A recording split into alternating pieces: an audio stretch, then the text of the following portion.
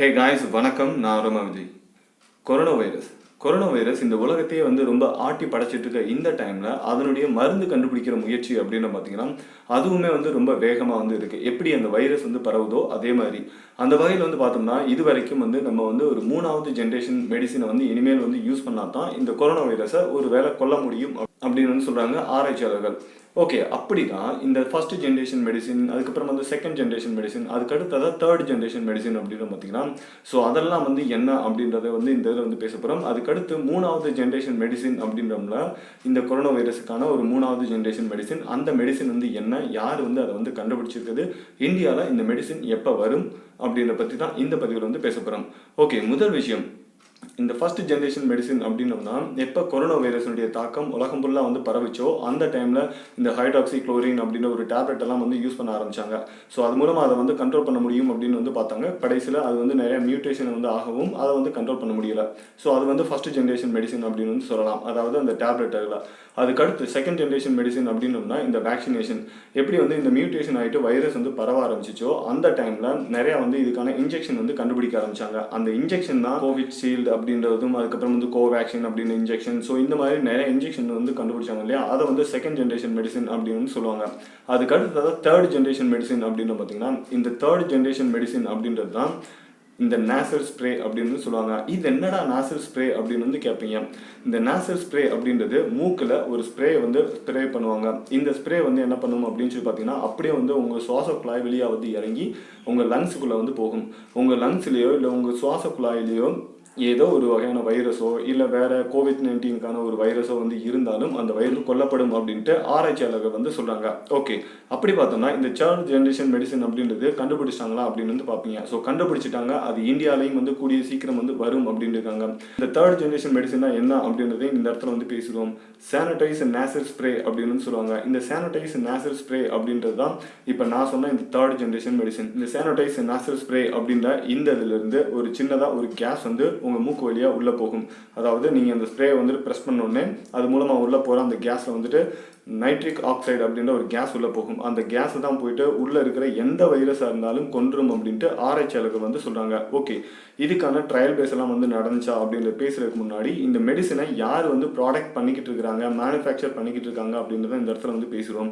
இந்தியாவில் இருக்கிற பாரத் பயோடெக் அப்படின்ற ஒரு கம்பெனியும் ப்ளஸ் அமெரிக்காவில் இருக்கிற வாஷிங்டன் யூனிவர்சிட்டி ஆஃப் மெடிசின் அப்படின்னு சொல்லுவாங்க. ஸோ இவங்க ரெண்டு பேரும் சேர்ந்து போன வருடம் 2020 செப்டம்பர் மாதம் ஒரு அக்ரிமெண்ட் சைன் பண்ணுறாங்க. சைன் பண்ணி முடிச்சோடனே திரும்ப இந்த கம்பெனி இதுக்கான ஒரு ப்ராஜெக்டில் இறங்க ஆரம்பிச்சிட்டாங்க. ப்ராஜெக்டில் இறங்குனாங்க. அதுக்கான ஒரு ஃபர்ஸ்ட் பேஸு, அதுக்கப்புறம் செகண்ட் பேஸு அப்படின்ற இந்த ட்ரையல்ஸ் எல்லாம் முடிஞ்சிருச்சு. ஸோ இந்த செகண்ட் பேஸ் அப்படின்ற இந்த ட்ரையல்ஸில் இவங்களுக்கு கிடைச்ச நிறைய இன்ஃபர்மேஷன்ஸ் எல்லாம் வச்சு பார்க்குறப்ப கொரோனா வைரஸை இது கட்டாயம் கொல்லும் அப்படின்னு சொல்கிறாங்க. ஸோ அந்த மாதிரி பார்த்தோம்னா செகண்ட் பேஸில் இவங்க எப்படி ட்ரையல்ஸ் கான்டாக்ட் பண்ணிக்கிறாங்க அப்படின்னு பார்த்தீங்கன்னா 79 பேர் கொரோனா பாசிட்டிவ் கேஸை எடுத்தாங்க. இந்த 79 பேருக்கு இந்த மெடிசின் இந்த ஸ்ப்ரே ஸ்ப்ரே பண்ண ஆரம்பித்தாங்க. ஸ்ப்ரே பண்ண ஃபஸ்ட்டு 24 ஹவர்ஸில் பார்த்தீங்கன்னா 95% அவங்க க்யூர் ஆக ஆரம்பித்தாங்க. அதுக்கு அடுத்து கரெக்டாக 3 நாள் மறுபடியும் இதே மாதிரி அவங்களுக்கு இந்த ஸ்ப்ரே கொடுத்துக்கிட்டே இருந்திருக்காங்க. இந்த 3 நாள் கொடுத்தோன்னே 3 நாளோட முடிவில் 99% இவங்க க்யூர் ஆக ஆரம்பிச்சிட்டாங்க. ஸோ இந்த இதை பார்த்தோன்னே உடனே இந்த கம்பெனி என்ன பண்ணிட்டாங்க, WHOக்கு அப்ளை பண்ண ஆரம்பித்தாங்க. ஸோ WHO என்ன சொல்லிடுச்சு அப்படின்னா எமர்ஜென்சி யூஸ் ஆத்தரைசேஷனில் நீங்கள் இந்த மெடிசன் யூஸ் பண்ணிக்கலாம் அப்படின்ட்டு WHO சொல்லிடுச்சு. ஸோ அந்த வகையில் பார்த்தோம்னா இப்போ வேறு ஏதாவது ஒரு நாட்டில் இதை யூஸ் பண்ணுறாங்களா அப்படின்னு பார்ப்பீங்க. இந்த கம்பெனி ஆல்ரெடி இஸ்ரேல், அதுக்கப்புறம் பெஹ்ரைன் அப்படின்ற இந்த 2 நாட்டிலையும் இவங்க இதுக்கான அப்ரூவலை வாங்கிட்டு இப்போ அந்த நாட்டில் இந்த இதை யூஸ் பண்ணிட்டு இருக்கிறாங்க. அதுக்கு அடுத்ததாக இப்போ UK, பிரிட்டன் இருக்குது பார்த்தீங்கன்னா, பிரிட்டன்லையும் இந்த மெடிசனை யூஸ் பண்ணுறதுக்கான ஒரு அப்ரூவல் அப்ளை பண்ணியிருக்காங்க. ஸோ மேபி கூடிய சீக்கிரமாக அங்கேயும் கிடைச்சிடும். அதுக்கப்புறம் அங்கே இருக்கிற மக்களும் இதை பயன்படுத்த ஆரம்பிப்பாங்க. எப்போ இந்த 2 நாட்டிலையும் அப்ரூவல் கிடைச்சிச்சோ அதுக்கப்புறம் இப்போ இந்த கம்பெனி என்ன சொன்னாங்கன்னா இதுக்கான ஒரு தேர்ட் ட்ரையல் பேஸையும் நாங்கள் கான்டாக்ட் பண்ணுவோம் அப்படின்ட்டு சொல்லியிருக்கு. ஓகே, அது போகிறதுக்கு இப்போ இந்தியாவில் இந்த மெடிசன் எப்போ வரும் அப்படின்றத இந்த இடத்துல பேசுகிறோம். இந்தியாவில் இந்த மெடிசின் ஜூனில் இவங்களோட மொத்த ட்ரையல் பேஸ் எல்லாம் கம்ப்ளீட் பண்ணி முடிச்சிருவோம் அப்படின்னும், அதுக்கப்புறம் ஆகஸ்ட் மாதம் இது மார்க்கெட்டில் சேல் ஆக ஆரம்பிக்கும் அப்படின்னு சொல்கிறாங்க. ஓகே, ஆகஸ்ட் மாதம் அப்படின்னு சொல்கிறேன். அதுக்கப்புறம் ஒரு வேளை இந்த 4th வேவ், அதுக்கப்புறம் 3rd வேவ் இதெல்லாம் வந்துருச்சுன்னா என்னடா பண்ணுறது அப்படின்னு கேட்பீங்க. ஸோ கட்டாயம் வரும் அப்படின்னு சொல்லலாம். ஏன்டா இந்த மே லாஸ்ட்டோட இந்த செகண்ட் வேவ் அப்படின்னு பார்த்தீங்கன்னா கொரோனா வைரஸுக்கான 2வது அலை இது முடிஞ்சிடும் அப்படின்ட்டு ஆராய்ச்சியாளர்கள் சொல்கிறாங்க. இதே நேரத்தில் தான் இந்த 3rd வேவ், அதுக்கப்புறம் வந்து ஃபோர்த் வேவ் அப்படின்றது வரும் அப்படின்ட்டு எய்ம்ஸில் இருக்க பெரிய பெரிய ஆராய்ச்சியாளர்களாக இருக்கட்டும், டாக்டர்ஸாக இருக்கட்டும், இவங்க எல்லாம் வந்து சொல்லிக்கிட்டு இருக்கிறாங்க. அந்த வகையில் வந்து பார்த்தோம்னா இந்தியாவில் ஒரு நாளைக்கு ஆவரேஜாக 1.5 lakh கேஸ் வந்து ஃபைல் ஆகுது. இதே ஸ்பீடில் போனோம்னா நம்ம கூடிய சீக்கிரமாகவே வந்து தேர்ட் பேஸையும் அதுக்கப்புறம் வந்து ஃபோர்த் பேஸையும் வந்துட்டு போயிட்டு டச் பண்ணுறதுக்கு ரொம்பவே வந்து சான்ஸ் இருக்குது அப்படின்ட்டு சொல்கிறாங்க. ஸோ அந்த வகையில் வந்து பார்த்தோம்னா இந்தியாவில் ஒரு நாளைக்கு 1 லட்சம் பேர் வந்து இந்த கொரோனானால பாதிக்கப்படுறாங்க அப்படின்னா அதில் 5000லேருந்து 10,000 பேருக்கு கிரிட்டிக்கலான ஒரு கேஸாக வந்துட்டு ஒவ்வொரு நாளும் வந்து ஆவரேஜாக வந்து பதிவாகிக்கிட்டு இருக்கு அப்படின்னு வந்து சொல்கிறாங்க. இதே நேரத்தில் தான் இப்போ நம்மளுடைய சில மெடிக்கல் ஃபெசிலிட்டிஸ் வந்து கரெக்டாக அந்த இடத்துல வந்து இருக்கா இல்லையா அப்படின்னு ஒரு சந்தேகம் இப்போ வந்து நம்மளுக்குள்ள வரும்.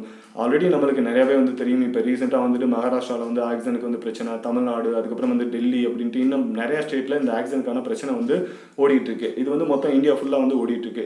இதே டயத்தில் கொஞ்ச நாளைக்கு முன்னாடி பிரைஸ் வாட்டர் ஹவுஸ் கோப்பர்ஸ் அப்படின்ற ஒரு சர்வே வந்து கான்டாக்ட் பண்ணியிருந்தாங்க மொத்தம் இந்தியா ஃபுல்லாக. இந்த சர்வேல வந்து என்ன சொல்கிறாங்க அப்படின்னு சொல்லி பார்த்தீங்கன்னா இந்தியாவில் ரொம்பவே வந்து மெடிக்கல் ஃபெசிலிட்டிஸ் வந்து ஸ்டேட் வைஸே வந்து பார்க்குறப்ப ரொம்ப வந்து கம்மியாக இருக்குது அப்படின்னு சொல்கிறாங்க. அந்த வகையில் வந்து பார்த்தோம்னா வேர்ல்டு ஹெல்த் ஆர்கனைசேஷன் இருக்குது பார்த்தீங்கன்னா, அவங்க என்ன சொல்கிறாங்க அப்படின்னா 1000 பேர் ஒரு ஹாஸ்பிட்டலில் அட்மிட் பண்ணாங்கன்னா அந்த 1000 பேருக்கு 3.5 பெட் வந்து இருக்கணும் அப்படின்றது தான் வந்துட்டு வேர்ல்டு ஹெல்த் ஆர்கனைசேஷனோட ஒரு கருத்து. இந்தியாவில் எடுத்த சர்வே படி வந்து பார்த்தோம்னா 1000 பேருக்கு நம்மக்கிட்ட எவ்வளோ பெட்டு வந்து இருக்குது அப்படின்னு சொல்லி பார்த்தீங்கன்னா 1.3 பெட்டு தான் வந்து இருக்குது அப்படின்னு சொல்கிறாங்க. அதாவது 1000 பேர் ஹாஸ்பிட்டலில் அட்மிட் ஆனாங்கன்னா அந்த 1000 பேரில் ஒரு ஆளுக்கோ இல்லை 2 பேருக்கோ மட்டும்தான் வந்து அங்கே வந்து பெட்டு கிடைக்கும், மெடிக்கல் பெட்டு.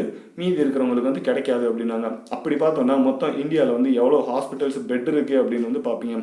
ஸோ ஓவரால் மொத்தம் இந்தியாவில் 1.9 மில்லியன் ஹாஸ்பிட்டல் பெட் வந்து இருக்குது அப்படின்னாங்க. அதாவது படுக்கை வசதி இருக்கிறது. இதில் மொத்தம் வந்து 95,000 வந்து ஐசியூ பெட்டாக வந்து இருக்குது அப்படின்னும், அதில் வந்து 48,000 பெட்ஸ் வந்து வென்டிலேட்டர் வச்ச ஒரு பெட்ஸாக வந்து இருக்குது அப்படின்னு சொல்கிறாங்க. இதை வந்து நம்ம ஸ்டேட் வைஸ் வந்து பர்சன்டேஜ் படி வந்து பார்த்தோம்னா எந்த ஸ்டேட்டில் ரொம்ப அதிகமான இந்த மெடிக்கல் ஃபெசிலிட்டிஸ் வந்து இருக்குது அப்படின்னு சொல்லி பார்த்தீங்கன்னா யூபியில் வந்து ரொம்ப அதிகமாக வந்து இருக்குது அப்படின்னு சொல்கிறாங்க.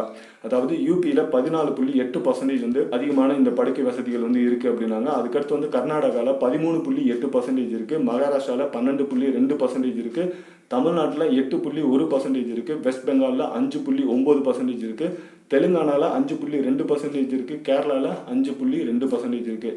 ஸோ இந்த இடத்துல ஒரு விஷயத்தை வந்து நல்லா நம்ம வந்து நோட் பண்ணோம். So third wave fourth wave அப்படின்றது வர்றதுக்கு முன்னாடி இந்த மெடிசின்ஸ் நம்மளுக்கு வந்து கிடச்சிச்சுன்னா இந்த மெடிசின்ஸ் மூலமாக நம்ம நிறையாவே வந்து இந்த செயின் ஆஃப் ஸ்ப்ரெட்டை வந்து நம்ம வந்து உடச்சிட முடியும். அது மூலமாக நம்ம நாட்டுக்குள்ளே இருக்கிற கொரோனா வைரஸுக்கான ஒரு இம்பேக்டை வந்து நம்ம வந்து குறைக்க முடியும் அப்படின்னு தான் இந்த இடத்துல வந்து சொல்ல முடியும். ஓகே காய்ஸ், இந்த பதிவில் அட்லீஸ்ட் இப்போ என்ன மெடிக்கல் சுச்சுவேஷன் வந்து ஓடிக்கிட்டு இருக்கு அப்படின்றத பற்றியும் ப்ளஸ் வந்து இந்த நாசல் ஸ்ப்ரே அப்படின்னா என்ன அப்படின்றத பற்றியும் எக்ஸ்பிளைன் பண்ணியிருப்பேன்னு நினைக்கிறேன். ஸோ இந்த பதிவில் பற்றின உங்களுடைய கருத்துக்கள் என்ன அப்படின்றத கீழே மறக்காமல் கமெண்ட்டில் லீவ் பண்ணுங்கள்.